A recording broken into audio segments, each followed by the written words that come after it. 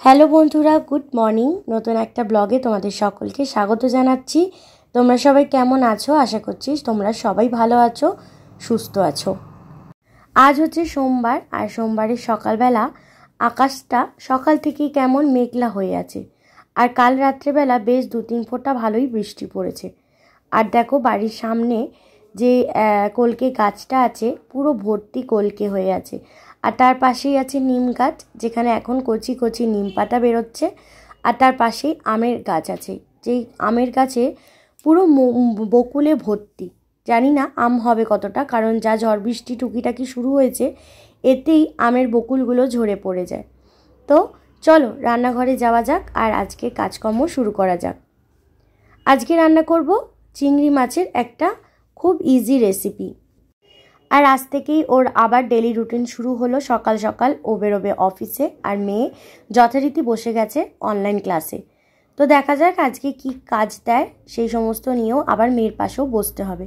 তাই ভাবলাম ঝটপট করে একটা পদ রান্না করি, যাতে ও দুটো খেয়ে অফিসে যেতে পারে। সকাল সকাল ভাত বসিয়ে দিয়েছিলাম, ভাতে এখনও অবধি ফুট ধরেনি। চলো এই রান্নাটা তোমাদের সাথে শেয়ার করি। চিংড়ি মাছের একটা ইজি রেসিপি শেয়ার করছি।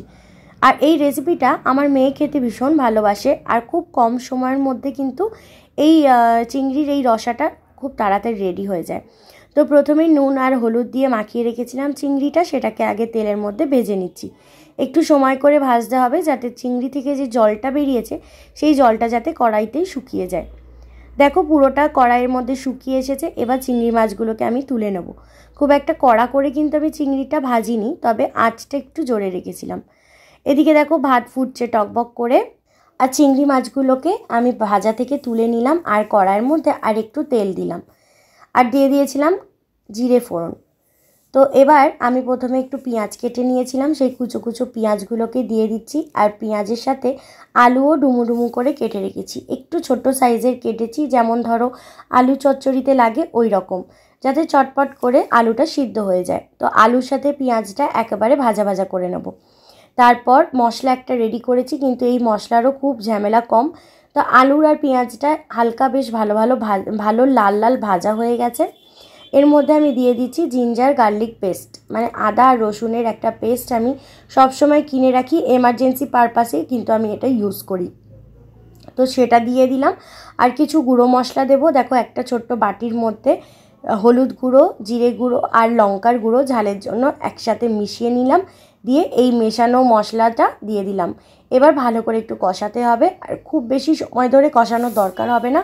তেলটা ছেড়ে আসলেই আমি একটু জল দিয়ে এই আলুটাকে সিদ্ধ করতে দেবো।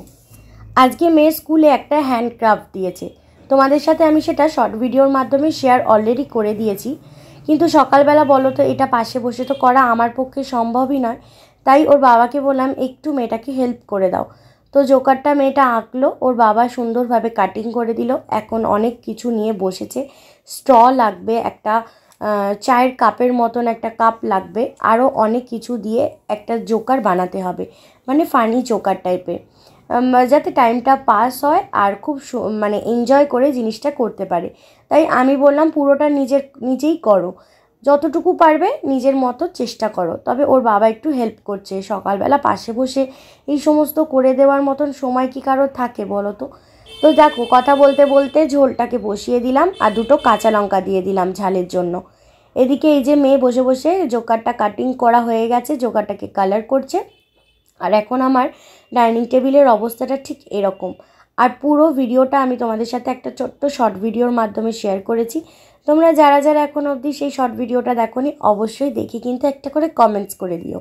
কারণ মামাম কিছুক্ষণ অন্তর অন্তরই আমাকে জিজ্ঞেস করছে, কেউ কি আমাকে কমেন্টস করে জানিয়েছে যে আমার হ্যান্ডক্রাফটটা কতটা সুন্দর হয়েছে। তো আমি ওকে কিন্তু কমেন্টস করে জানালে আমি ওকে জানাবো।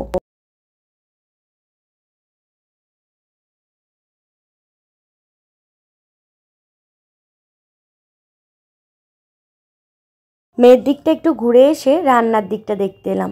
একদম রান্নাটা রেডি হয়ে গেছে, আর তার পাশ দিয়ে কেমন তেল ছেড়েছে দেখো। আলুটা সিদ্ধ হয়ে গেছে বেশ ভালো। এই রান্নায় বেশিক্ষণ লাগে না, আলুটাও বেশ অল্প ছোট ছোট করে কেটেছিলাম, তাই সিদ্ধ হতেও বেশিক্ষণ লাগলো না। একটু গরম মশলা ছড়িয়ে নামিয়ে দেব। আর এই রান্নাতে তো কোনো ধনেপাতাও অ্যাড করতে লাগবে না, কারণ চিংড়ির নিজস্ব একটা গন্ধ আছে, ধনেপাতা দিলে সেটা নষ্ট হয়ে যাবে। তো চলো ঝটপট করে রান্না বান্না সারা হয়ে গেছে, আর একটা পদ বাকি আছে। তো কালকে কিনে এনেছিলাম পাট শাক। তো পাট শাক খেতে আমি ভীষণ ভালোবাসি। আচ্ছা তোমরা কারা কারা পাট শাক খেতে পছন্দ করো জানিও তো। এই গরমকালে আমি পাট শাক যে কী ভালো খাই কী বলবো। কিন্তু এই পাট শাক আমার শ্বশুরমশাই ডাল দিয়ে রান্না করতো, আর আমার মামি ডালও দিত, তার সাথে চিংড়ি মাছ ভেজে দিয়ে করতো।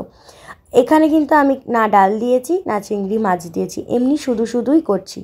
একটু রসুন ফোড়ন আর একটু কালো জিরে আর পেঁয়াজ কুচি দিয়ে ভালো করে ভাজা ভাজা করে নিয়েছি, শুকনো লঙ্কাও ফোড়ন দিয়েছিলাম। তারপর এই শাকটা দিয়ে দিলাম, আর একটু হলুদ আর লবণ দিয়ে ভালো করে মিক্স করে জল দিয়ে দেবো। শাকটা সিদ্ধ হয়ে এলেই ব্যাস রান্নাটা রেডি। পাট শাক এই সারা গরমে আমি খুব ভালো ভালো খাই জানো তো। আর এই পাট শাকের সাথে একটু পটল ভাজা বা ঢ্যাঁড়স ভাজা হলে বেশ ভালো লাগে, আর কিছু আমার লাগবে না। চলো রান্না বান্না একদম কমপ্লিট। স্নান সেরে কাজ টাজ কমপ্লিট করে এসে যখন বসলাম, দেখে বেশ ভালো লাগলো মেয়ে আমার এদিকে বসে ডান্সটা প্র্যাকটিস করছে।